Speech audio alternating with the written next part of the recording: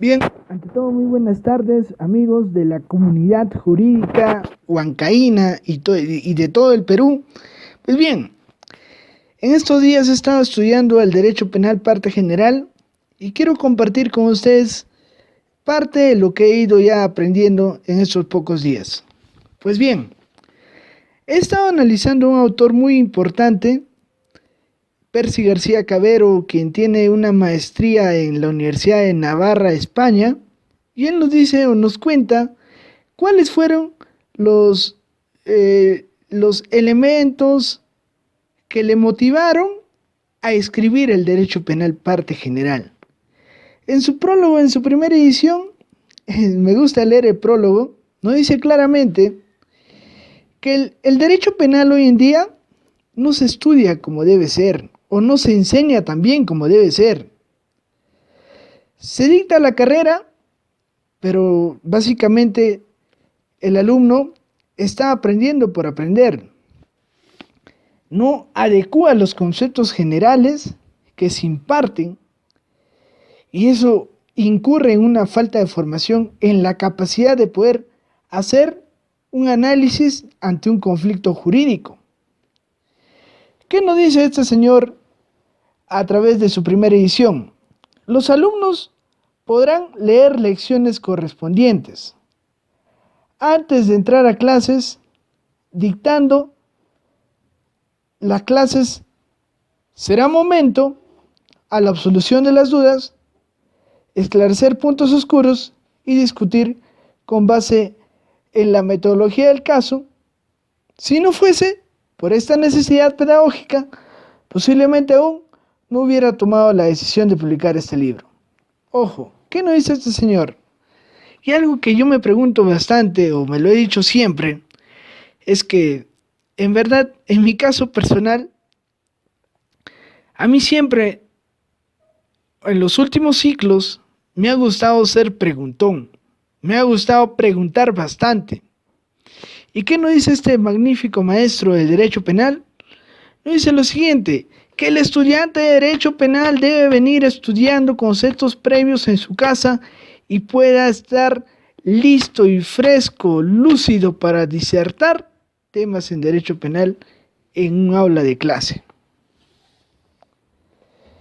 Él nos digrega básicamente que hoy en día el alumno no tiene que estudiar por estudiar el derecho penal parte general, porque es lo más importante del derecho penal. Por lo que ante este conflicto, ante no tomar conciencia de cuál es la importancia del derecho penal, mañana más tarde no va a poder adecuar los conceptos básicos ante un concepto, o mejor dicho, ante un caso concreto. Eso es un gran conflicto.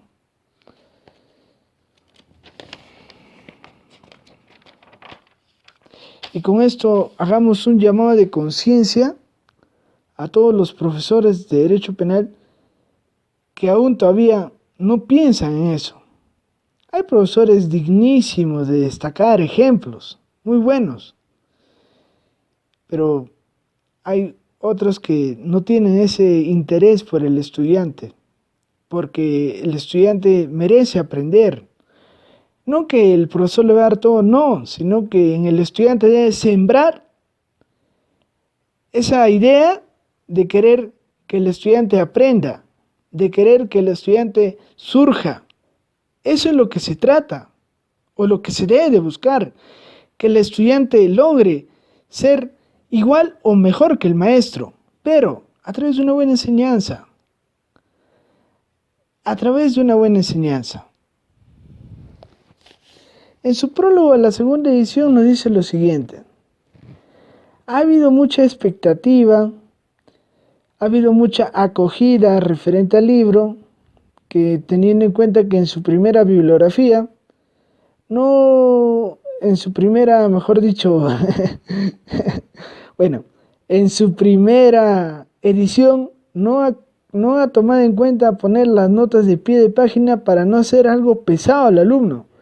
Y ahora en su segunda edición dice, oiga, ahora sí voy a considerar el pie de página porque ya hay personas, jueces, fiscales y entre otros que ya están empezando a estudiar el derecho penal parte general y por lo cual necesito hacerlo un poco más fuerte esta segunda edición. Lo que busca acá Percy García Cabero es la discusión dogmática, que en varios escritos especializados puedan informarse los puntos de partida de diversas decisiones jurisprudenciales. A eso yo apunto, de que el estudiante de Derecho Penal parte general debe ser una persona que esté al día o actualizado con la doctrina y la jurisprudencia. De eso se trata el Derecho Penal parte general, que haya discusión, que haya análisis, que haya debate. De eso consiste el Derecho Penal parte general.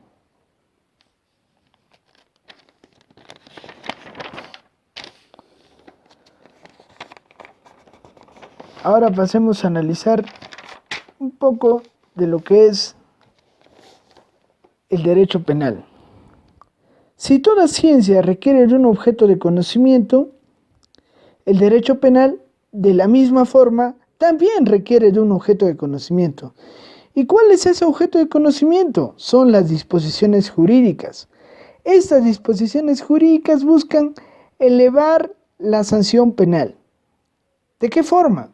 A través de la criminalidad como un hecho social, tal igual como la criminología ha sido estudiada, enfocada científicamente desde otras perspectivas, tal como ocurre con la criminología, ya lo dije así.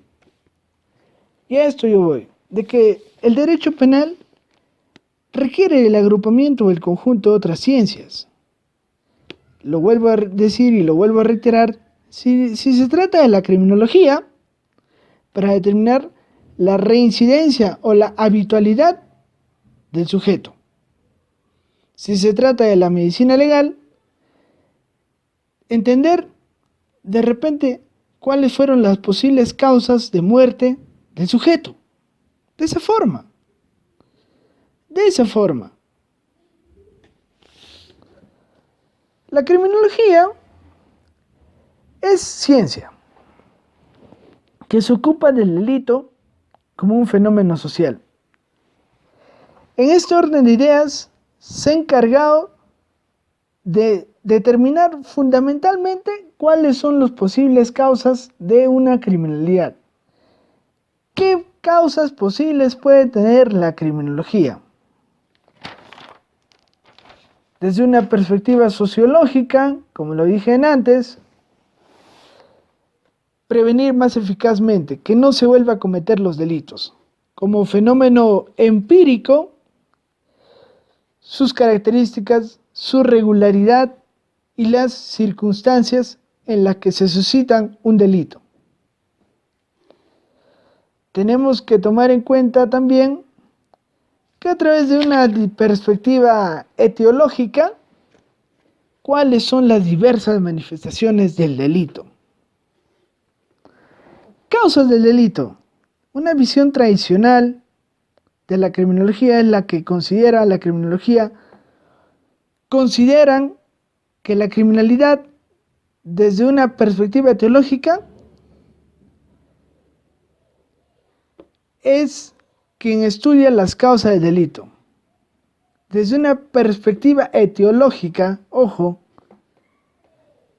pese a que hay ciertos conflictos jurídicos, no hay duda que los estudios criminológicos siguen atados a esta percepción, o sea, son tercos, ya, la perspectiva etiológica dice, oiga, estudia las posibles causas de la criminalidad, es decir, es una ciencia que estudia las causas de la criminalidad, o las causas del delito.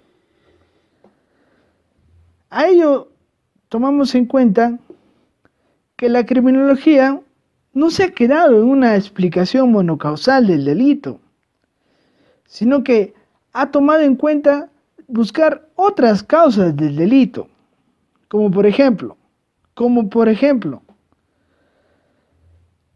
a ello lo tomamos bajo la referencia de un antropólogo muy conocido, César el Hombroso, quien hace un desarrollo, un estudio riguroso de la antropología criminal, en cual analiza la biología criminal. Él nos dice que la psicología criminal, por su parte, no busca causas físicas en la constitución del ser humano que le lleven a delinquir, sino que parte de entender al delincuente como un sujeto poseedor de una personalidad. Es decir, hay que ver si estas personas nacen con un gen delincuente, hay que ver cuál es esa característica física en común que le llevan a delinquir a este tipo de personas o que le lleva a tomar este tipo de decisiones a querer delinquir. ¿Cuáles son? Eso. La biología criminal. La biología criminal básicamente se enfoca puntualmente en esos puntos. Ahora, la psicología criminal no busca causas físicas, busca la constitución del ser humano. Primero, entender por qué comete estos delitos, por qué tiene esa personalidad, qué le lleva a tomar esas decisiones criminales. Una de las razones, la constitución psíquica del delincuente o paciente, llamémoslo así, lo cual podría prevenir, o mejor dicho, la cual podría estar viniendo por parte de una adquisición de ciertos modelos de conductas. ¿Y eso dónde se da o dónde se origina? De repente a través de una patología mental, una psiquiatría criminal y entre otros. Con la determinación de estas posibles causas psicológicas y el grado de distorsión psíquica de un delincuente, se podrá indicar el tratamiento adecuado para que este sujeto en una próxima etapa no vuelva a cometer esos delitos. Ojo. A ello quiero ir. Las posibles, al estudiar el delito, lo que se busca después de analizar todo un estudio es que el sujeto no vuelva a delinquir, que el sujeto no vuelva a adquirir este tipo de conductas, que son hechos socialmente desvalorados. Ahora, la sociología criminal. La sociología criminal dice, a diferencia de la antropología criminal, estudia las causas de la criminalidad en un plano social, a grano. Ellos no solamente ven que el delito está bajo una perspectiva social, sino también física y biológica.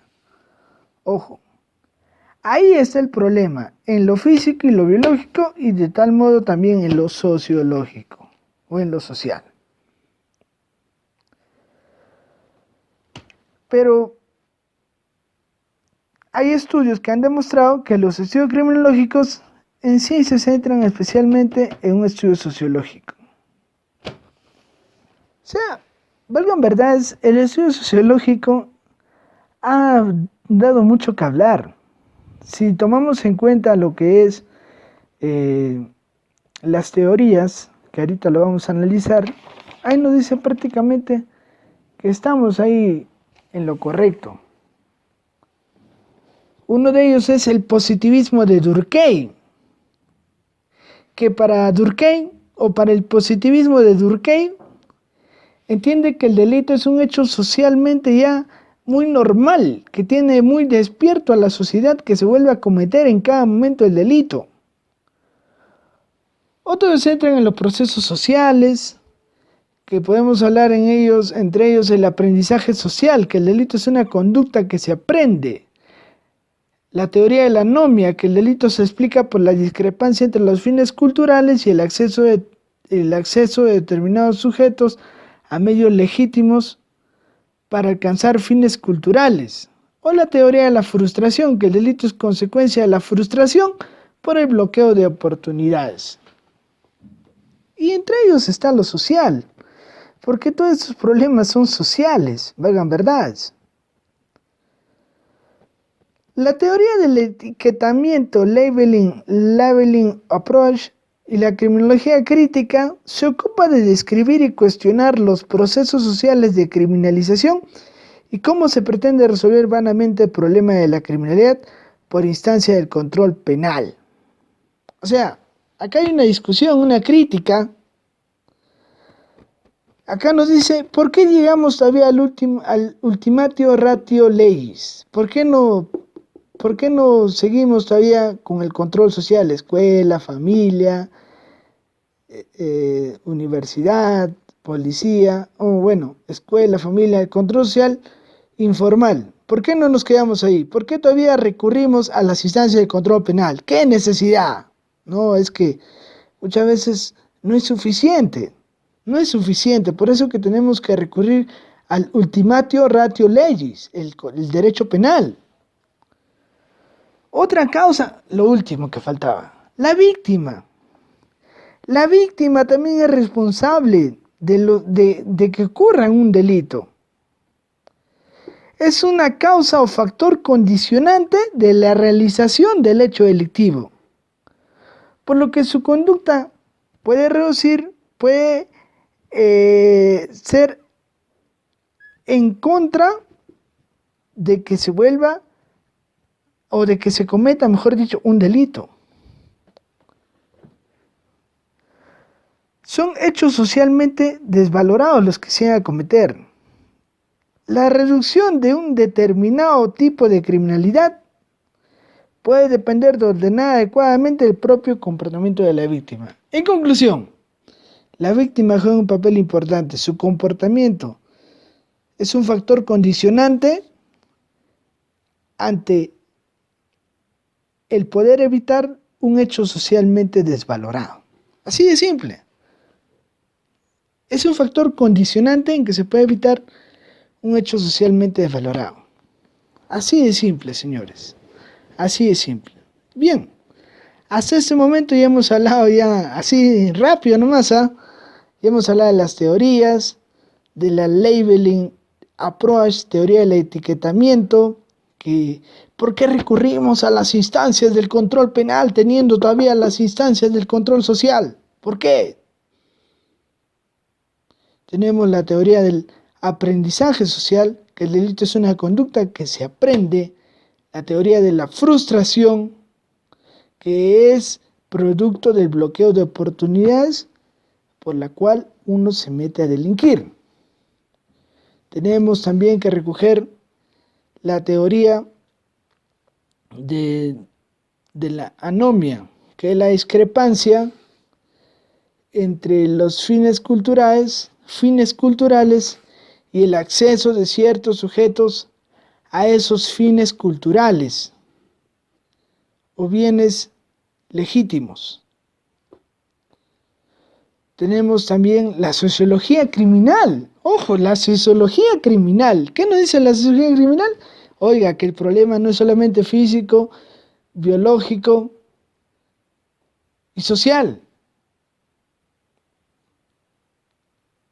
Son los tres, no solo lo sociológico, son lo físico y lo biológico. Pero bajo estudios se ha demostrado que en sí el problema abarca, o la delincuencia se origina por un problema social. Eso es lo que origina a la delincuencia. Dejando ya un poco de lejos lo que dice la antropología, que el delito es que el gen delincuente a través de la biología criminal, de repente también la psicología criminal que nos dice, por ejemplo, nos dice la constitución psicológica, del ser humano, que hay que entenderlo, por qué comete esas conductas, y si sufre de una psiquiatría o una psicología criminal, pues hay que darle el tratamiento adecuado para que no vuelva a cometer esos delitos.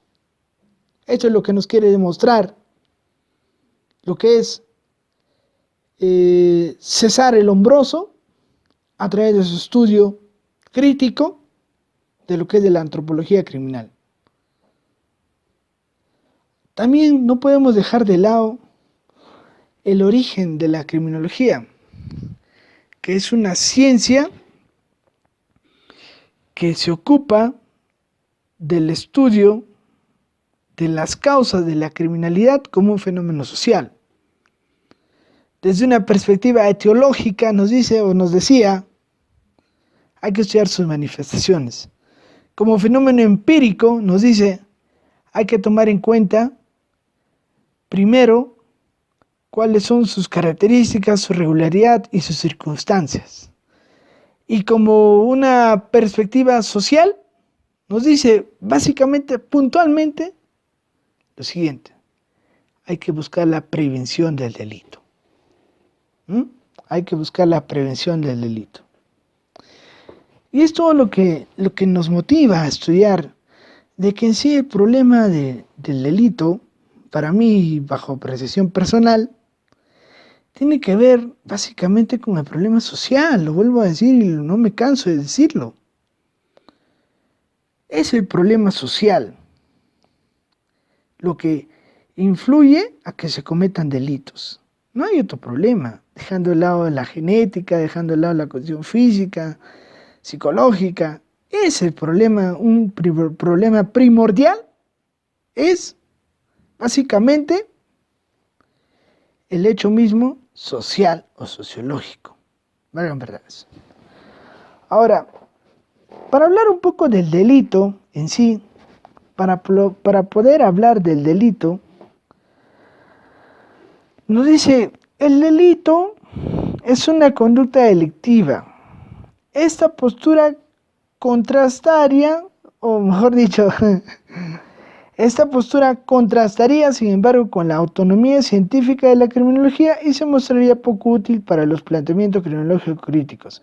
Frente al proceso social de criminalización, por esta razón se intenta definir el delito desde un punto de vista material, en atención a su carácter daños, desviado o disfuncional.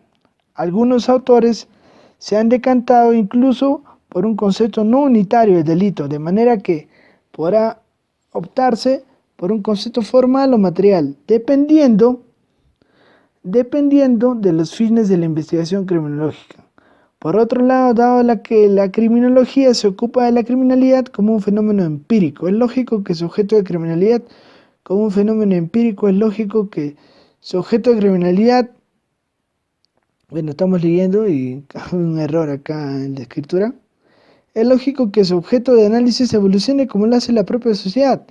En este sentido, cuando se habla de criminalidad, su ámbito de aplicación no puede reducirse a la llamada criminalidad violenta o usual, homicidios, robos o secuestros, sino que debemos incluir las nuevas formas de criminalidad, como es el caso de la delincuencia económica o la corporativa. En efecto, desde finales de la primera mitad del siglo XX, los estudios criminológicos se han esforzado seriamente por destacar la existencia de una criminalidad de cuello blanco, en donde el delincuente no es una persona marginal del bajo mundo, sino una persona exitosa en los negocios y con pretensiones de incrementar desmedidamente sus beneficios. Los trabajos del criminólogo Edwin Sutherland constituyen el punto de inicio de este cambio de paradigma en el conocimiento criminológico. Bien, ante ello lo siguiente, es verdad, sucintamente así breve, quiero decir lo siguiente.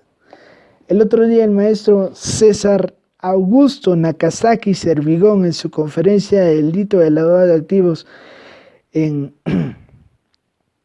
Lambayeque, en el Colegio de Abogados de Lambayeque, él nos dice claramente, si queremos enfocarnos en saber cuántos narcotraficantes han caído, pues estamos perdiendo el tiempo, casi nadie.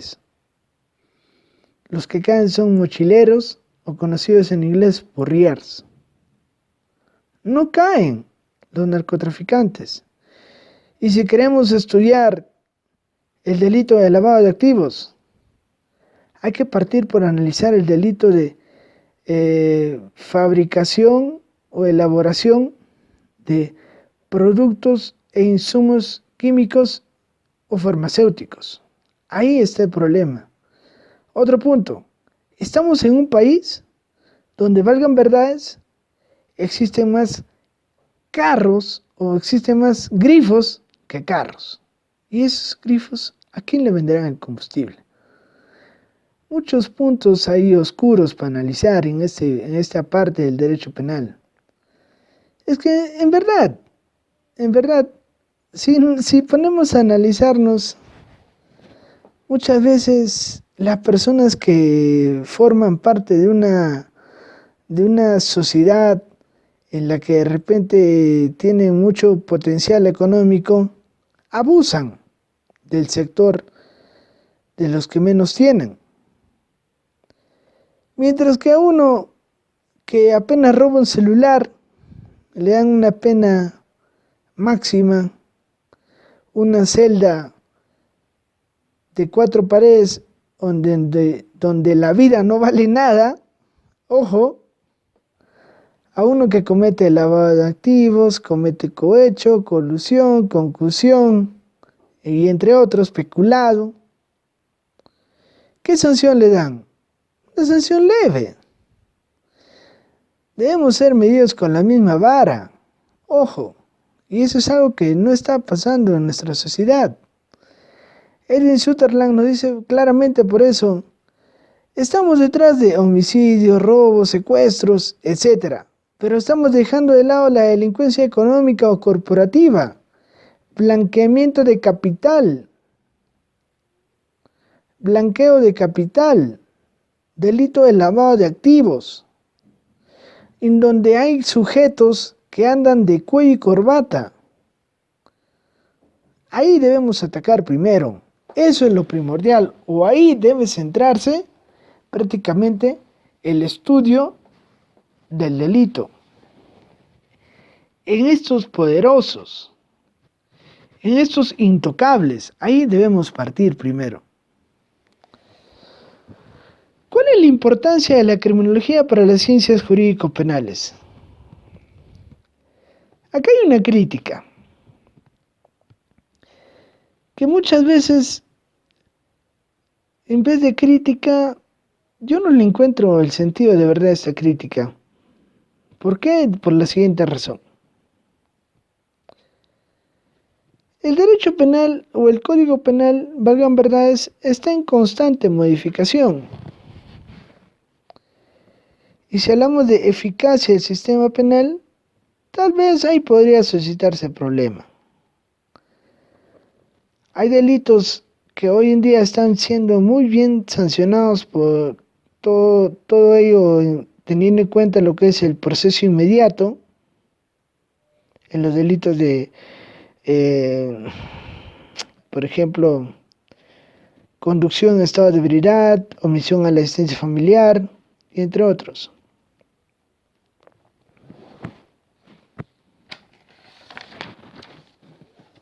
Ahí están actuando muy bien. Y sí hay eficacia, pero el problema, ¿dónde está el problema? Que esta eficacia debe ser para todos los delitos, no solamente para ellos. Ahí de ese problema, que la eficacia debe ser para todos los delitos. O sea, delitos un poco complejos, se debe ver la forma de cómo ser atendidas, al igual que el proceso inmediato. Ahora si nos ponemos a enfocar las ciencias jurídico-penales, nos dice claramente, comprenden distintas ramas del derecho que regulan la actividad punitiva, dado que el titular exclusivo del poder punitivo es el Estado. Estas ciencias forman parte del derecho público. Para ordenar la exposición de las ciencias jurídico-penales se siguen los momentos diferenciados en los que el Estado ejerce el jus puniendi, el sustantivo procesal y el de ejecución. Ojo, a esto nos lleva a lo siguiente. En sí el titular es el titular del jus puniendi es el Estado.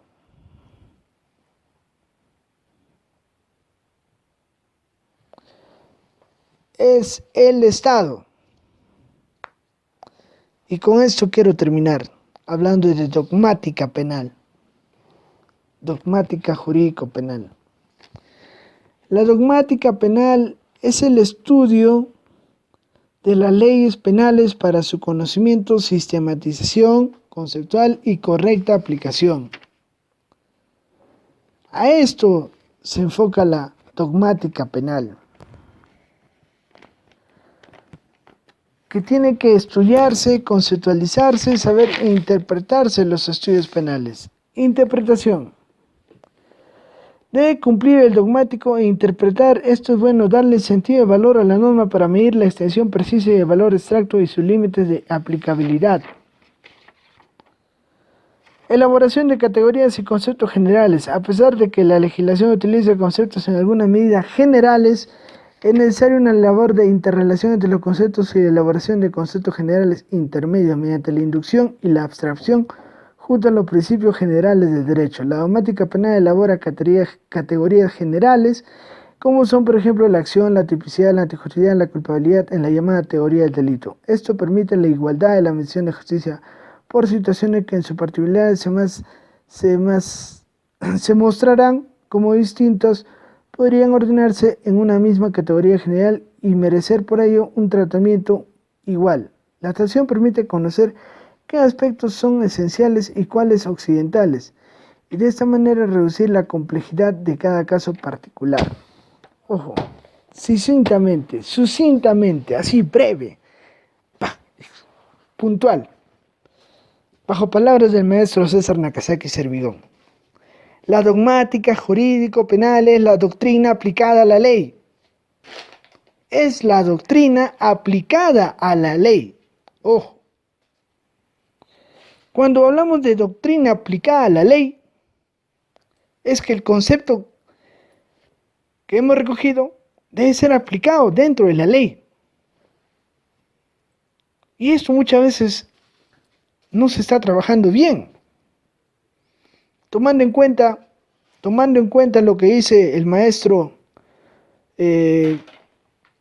Ramiro Salinas Siccha y entre otros críticos al derecho penal, críticos al delito de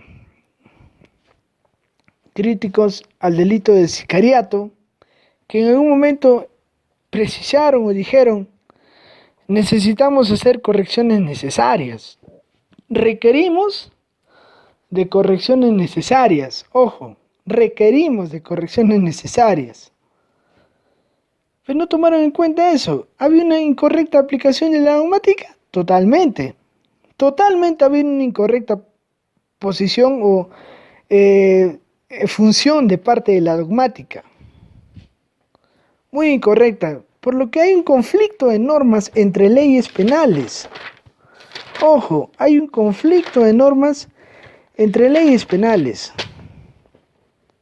Hay un conflicto de normas. 108C, 108.1. Beneficio económico entre ambos tipos penales. ¿Qué tiene que hacer el juez? Aplicar la pena más favorable al reo. ¿Qué debió evaluar el Poder Ejecutivo cuando legisló en materia de seguridad ciudadana? El conflicto de normas. ¿Estudió de una manera incorrecta la política criminal? Totalmente. O sea, ¿a qué era bien de agravar las penas, hacer un tratamiento legislativo y de darse el caso de plantear un nuevo tipo penal? Lo que se hubiese sugerido es derogar el delito de homicidio por lucro y dejar ahí sentado entre las bases el delito de homicidio por sicariato, o conocido como homicidio por sueldo, 108C. Porque de una u otra forma va a influir en el juez este conflicto de leyes penales. Y bien, por ahora, queridos amigos, eso es todo lo que he podido hablarles. Espero que de repente les sea de mucho interés el haber escuchado a este humilde servidor. Hay muchas cosas todavía que nos falta por estudiar. A todos mis amigos que alguna vez dijeron: ay, pero ¿qué hablar? Ya, acá está. De una u otra forma lo estamos haciendo posible. Quiero sus sugerencias, su sus críticas, de repente he hablado cosas erradas. Estamos para corregirnos. Estamos para corregirnos, señores. Muchísimas gracias. Y la próxima tocaremos otro tema ya desde un mejor enfoque, desde un mejor ángulo y con una mejor preparación. Muchísimas gracias, queridos compañeros y estudiantes de Derecho Penal, que tengan esa pasión por el Derecho Penal. Gracias a cada uno de ustedes. Muchas gracias.